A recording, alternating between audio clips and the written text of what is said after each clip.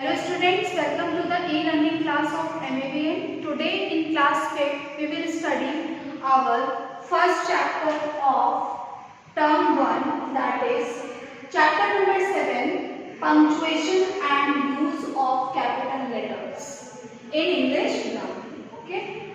Now first we will understand what is punctuation. Punctuation क्या होता है? तो पंक्चुएशन क्या है? पंक्चुएशन विराम चिन्ह है। जब हम किसी से बात करते हैं या किसी भी चीज को लिखते हैं तो हमें बीच बीच में हम रुकते हैं। अगर हम बीच बीच में नहीं रुकेंगे तो हमारी बातों को कोई सही से समझ नहीं पाएगा और हमारी बातों का कोई सही अर्थ नहीं निकाल पाएगा।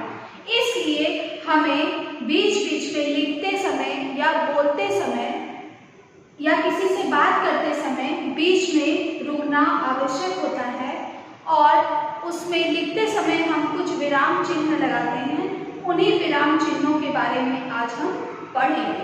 तो आइए हम समझते हैं विराम चिन्ह क्या होते हैं। Punctuation means the right use of the marks. Punctuation का मतलब होता है कि चिन्हों का सही प्रयोग करना, such as full stops and commas in piece of writing. Full stop और comma यानी पूर्ण विराम और अल्प विराम का प्रयोग सही से करना किसमें? जब हम कोई चीज लिखते हैं तो ठीक। To make its meaning clear, और ऐसा इन चिन्हों का प्रयोग हमें क्यों करना चाहिए? जिससे हम हमारी जो लिखावट है वो दूसरे लोग कायदे से स्पष्ट रूप में उसका अर्थ समझ पाएं। इसलिए हम विराम चिन्हों का प्रयोग अपनी लिखावट में करते हैं। तो आइए हम अपने पहले विराम चिन्ह पर आते हैं जो है फुल स्टॉप। ये देखिए, ये फुल स्टॉप का चिन्ह है। ठीक, फुल स्टॉप क्या होता है? It is the most common punctuation mark. ये बहुत ही सामान्य विराम चिन्ह है। Whenever we make a statement, जब हम कोई कथन लिखते हैं तो we put a full stop at its end। तो हम उसके अंत में क्या लगाते हैं? पूर्ण विराम लगाते हैं, यानी full stop लगाते हैं। A full stop is sometimes used in abbreviations। full stop का प्रयोग हम abbreviations क्या होते हैं? जब हम किसी वर्ड को शॉर्ट में लिखते हैं यानी संक्षिप्त में लिखते हैं तो हमें फुल स्टॉप की जरूरत पड़ती है। हम वहां पे भी फुल स्टॉप का इस्तेमाल करते हैं।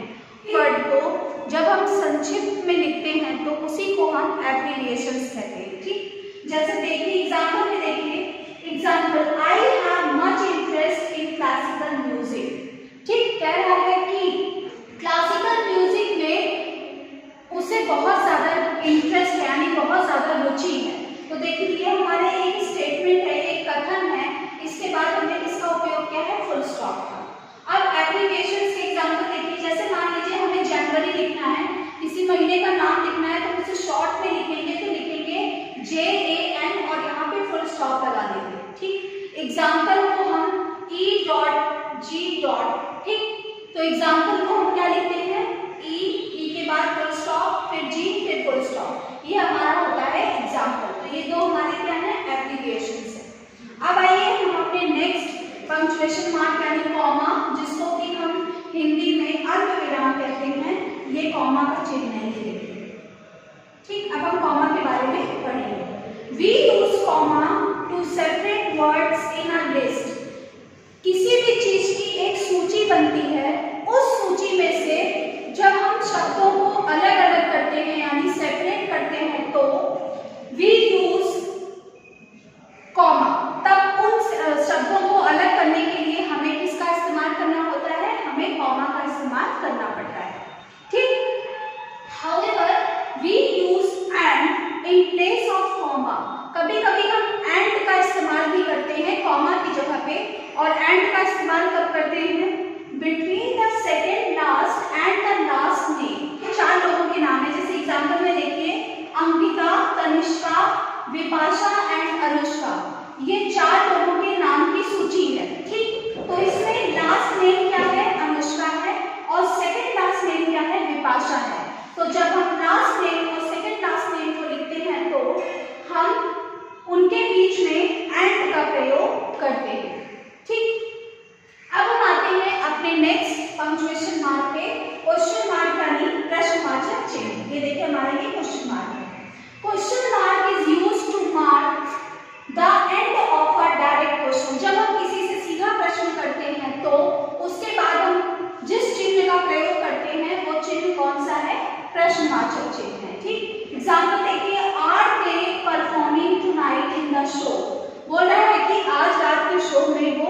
परफॉर्म करेंगे या नहीं। तो ये क्या है, ये हमारा क्वेश्चन है। इसके बाद हम किस चिन्ह का प्रयोग करेंगे, प्रश्नवाचक चिन्ह का प्रयोग करेंगे। आइए बच्चों, अब हम अपने नेक्स्ट पंक्चुएशन मार्क की तरफ आते हैं, जो है एक्सक्लेमेशन मार्क, जिसको कि हम हिंदी में विस्मयादि बोधिक चिन्ह कहते हैं। ठीक, ये एक्सक्लेमेशन मार्क का चिन्ह है। ठीक, this mark is used at the end of those sentences, उन वाक्यों के अंत में इसका इस्तेमाल होता है जहां पर which show some sudden and strong feeling like happiness, sorrow, surprise, etc. हम ऐसे शब्दों के लिए इनका इस्तेमाल करते हैं जहां पर हम इस चिन्ह का प्रयोग कहां पर करते हैं, हम इस चिन्ह का प्रयोग शोक, घृणा, हर्ष, यानी जब हम बहुत खुश होते हैं तो अपनी फीलिंग, अपने भावों को प्रकट करने के लिए हम एक्सक्लेमेशन मार्क का इस्तेमाल करते हैं। जैसे एग्जांपल देखिए, wow what a beautiful picture. हमने किसी पिक्चर को देखा, किसी तस्वीर को देखा, वो हमें बहुत सुंदर लगी, तो हमारे मुंह से अचानक से कौन सा वर्ड निकलेगा, वाओ। तो वाओ के बाद हम क्या लगाएंगे, एक्सक्लेमेशन मार्क लगाएंगे। ठीक, और इसके अंत में भी क्या लगेगा, एक्सक्लेमेशन मार्क लगेगा। इस वाक्य के अंत में भी हमें एक्सक्लेमेशन मार्क लगाना होगा। अब हम आते हैं अपने नेक्स्ट एक्सक्लेमेशन मार्क की तरफ, जो है इन्वर्टेड कॉमास। ये देखिए, ये इन्वर्टेड कॉमास है। ठीक, इन्वर्टेड कॉमास को हिंदी में अवतरण चिन्ह कहते हैं। ठीक, these marks are used to quote the words of someone.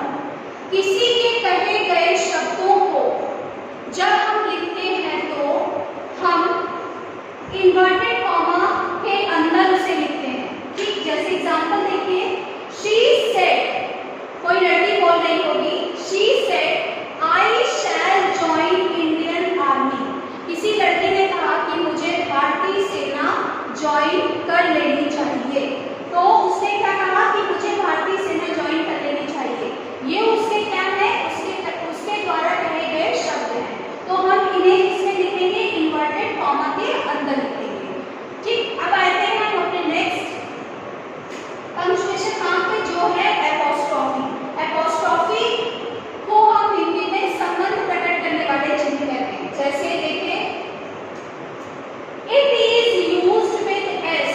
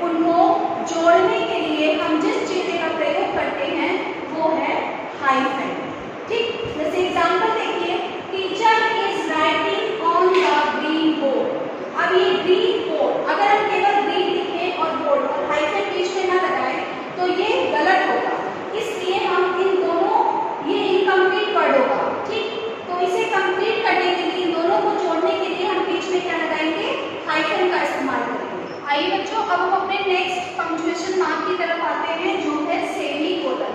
ये देखिए सेमीकोलन का ये चिन्ह होता है, ठीक।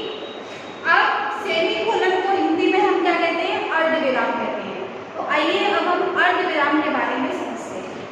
Semicolon is used to show a pause.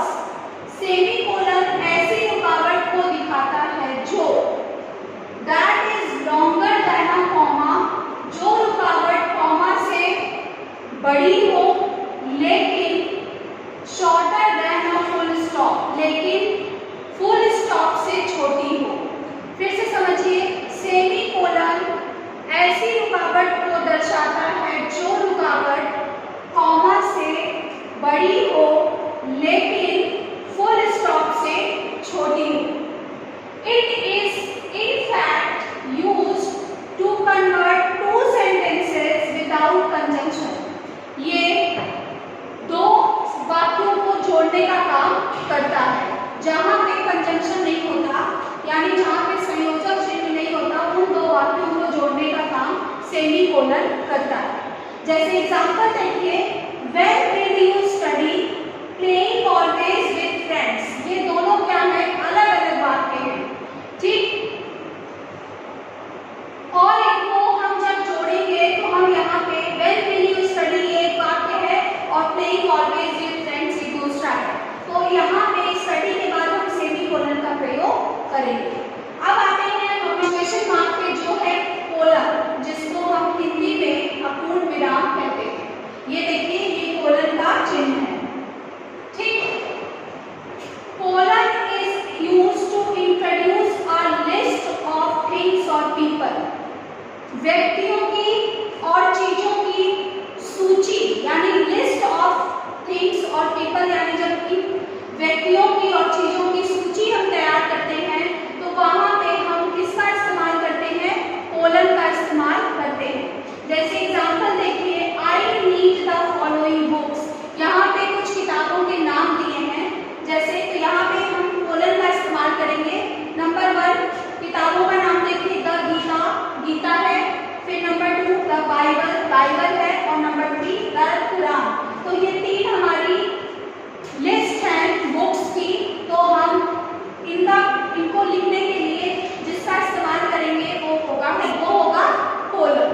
आइए बच्चों, अब हम अपने लास्ट पंक्चुएशन मार्क पे आते हैं, जो है डैश। देखिए, ये डैश का चिन्ह है। डैश को हम हिंदी में विवरण चिन्ह कहते हैं। जब हम किसी चीज का विवरण देते हैं, किसी चीज के बारे में उसका विस्तार से उसको बताते हैं, तो हम डैश का प्रयोग करते हैं। आइए समझते हैं डैश क्या है। Dash is used in informal English in place of colon और सेमीकोलन। ठीक, डैश का प्रयोग हम अनौपचारिक अंग्रेजी में करते हैं। किसके स्थान पे करते हैं, सेमीकोलन और कोलन के स्थान पे करते हैं, जो कि यह दर्शाता है कि किसी भी चीज का जब हम कोई निष्कर्ष निकालते हैं तो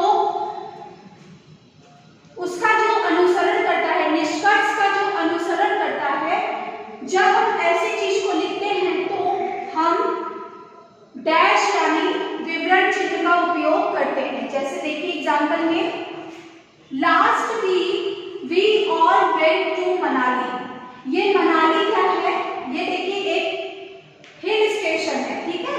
तो कह रहा है लास्ट वीक, पिछले हफ्ते हम सभी वहां पे गए थे, मनाली गए थे। मनाली के आगे देखिए डैश लगा हुआ है। Hilly areas are generally cool and clean. ये इसका निष्कर्ष निकाल रहा है, इसका अनुसरण कर रहा है। ये जो है इसका अनुसरण कर रहा है और क्या बता रहा है कि जो हिली एरियाज होते हैं वो मोस्टली क्या होते हैं, कूल, ठंडे होते हैं और क्लीन यानी साफ सुथरे होते हैं।